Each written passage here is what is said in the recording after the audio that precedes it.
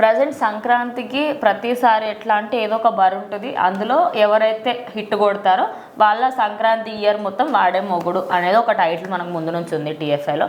అయితే ఈసారి మాత్రం రామ్ చరణ్, అదేవిధంగా బాలకృష్ణ మరియు వెంకటేష్ వస్తున్నారు. రామ్ చరణ్ని బాలయ్యని వణికిస్తున్నాడు వెంకటేష్ అని చెప్పచ్చు. ఎందుకంటే ఆయన తీసుకున్న సినిమా సంక్రాంతికి వస్తున్నాం, సంక్రాంతి టైటిల్లోనే సంక్రాంతికి వస్తున్నాం అని ఉంది. ఇక ఆయన సాంగ్స్ అయితే బీభత్సంగా ట్రెండ్ అవుతున్నాయి. ఇప్పటికీ చిన్న చిన్న పిల్లల దగ్గర నుంచి ముసలి వాళ్ళ వరకు డాన్స్ చేస్తున్నారు. మీరేమంటారు, ఇప్పుడు ఏ సినిమాకి ఎక్కువ హైప్ ఉందంటారు? సో ఖచ్చితంగా వెంకటేష్ గారు అయితే వణికిస్తున్నారని చెప్పాలి. ఎందుకంటే ఆ ప్రమోషన్స్ పరంగా వెంకటేష్ గారి సినిమా చాలా బాగా జరుగుతుంది. సో ఫ్యామిలీస్ అందరికి కూడా బాగా రీచ్ అయింది. ఇన్స్టాగ్రామ్లో వాటిల్లో సోషల్ మీడియాలో రీల్స్ ఎరగొడుతున్నారు. అండ్ ఫాస్టెస్ట్ 50 మిలియన్ వ్యూస్ కూడా వచ్చినాయి. ఎందుకంటే గేమ్ చేంజర్లో 4 సాంగ్స్ వచ్చినాయి, కానీ అవన్నీ 50 మిలియన్ రీచ్ అవ్వడానికి ఇప్పుడు దాకా చాలా టైం పడుతుంది. బట్ వెంకటేష్ గారి సాంగ్ ఏంటంటే ఇన్స్టెంట్గా వచ్చిన చాలా దాని ఊపు చాలా బాగుంది. 50 మిలియన్ కంప్లీట్ చేసుకున్న సాంగ్.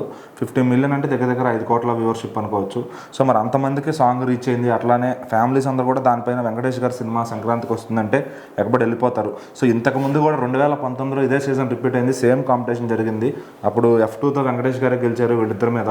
సో ఇటు బాలయ్యను రామ్ చరణ్ మాస్ అని చెప్పి ఫ్యాన్స్ అంతా చూసుకునేసరికి ఆ సినిమాలు రెండు కూడా బుర్డీ కొడితే వెంకటేష్ గారిది సూపర్ హిట్ అయిపోయింది. సో అటు ఆపోజిట్లో తమిళనాడు కూడా అజిత్ గారి సినిమా వచ్చింది. ఇక్కడ కూడా ఈసారి కూడా సేమ్ సిచ్యువేషన్ రిపీట్ అవుతుంది. మళ్ళీ వెంకటేష్ గారే హిట్ కొడతారేమో అని చాలా మందిలో ఆ భయం అయితే ఉంది. ఇక్కడ చూస్తున్న ప్రమోషన్స్ కూడా ఇటు డాకు మహారాజ్కి దానికి పెద్దగా జరగట్లేదు. ఇంకా మెయిన్ డాకు మహారాజ్ లో సాంగ్స్ అయితే విన్నట్టు పాపాన కూడా అనిపించట్లేదు, వచ్చినట్టు కూడా చాలా మంది తెలియదు. సో ఏంటంటే ఇంకా గేమ్ చేంజర్, డాకు మహారాజ్ అనేవి మాస్ సర్కిల్స్లో వెళ్తాయి. బట్ వెంకటేష్ గారు ఫ్యామిలీస్ అందరూ ఆయన వైపు తిప్పుకోబోతున్నారు. సో ఆయన సినిమాకి తక్కువ థియేటర్లతో స్టార్ట్ అయినా రన్నింగ్లో ఎక్కువ థియేటర్లకు వెళ్ళే ఇదైతే కనబడుతుంది. సో ఆటోమేటిక్గా ఎందుకంటే ఫ్యామిలీ మొత్తం సంక్రాంతికి సినిమాకి వెళ్ళాలి అని భాగం పెట్టుకున్నప్పుడు ఖచ్చితంగా వెంకటేష్ గారు ఫస్ట్ ఆప్షన్ ఉంటారు కాబట్టి.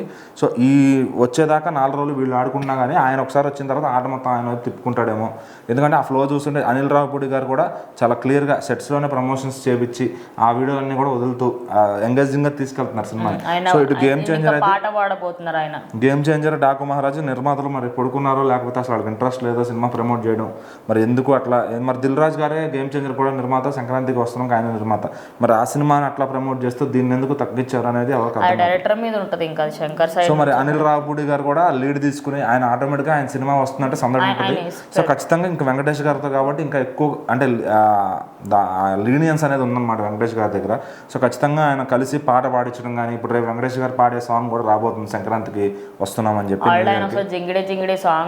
సో అట్లా అంటే హీరోలో నుంచి ఎంత తీసుకోవాలి, మనం ఎంత ప్రమోట్ చేయించుకోవాలి, అదంతా కూడా ఆన్ సెట్స్లోనే ఆయన ఆ పని కూడా చూసుకుంటారు అనమాట.